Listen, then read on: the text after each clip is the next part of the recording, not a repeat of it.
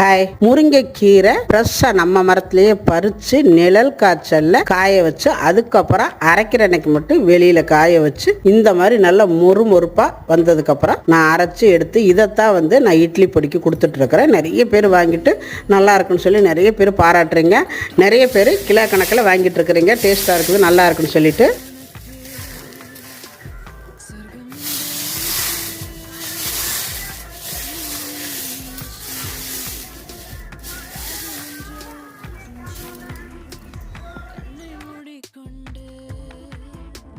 வந்தாச்சு பாருங்க.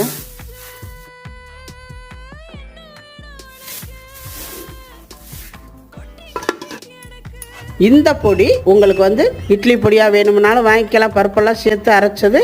இல்லை தனி பொடி முருங்கை பொடி வேணும்னாலும் வாங்கிக்கலாம். எது வேணும்னாலும் கீழே இருக்கிற வாட்ஸ்அப் நம்பருக்கு கால் பண்ணி கேட்டு வாங்கிக்கோங்க. ரொம்ப நன்றி. வாழ்க வளமுடன்.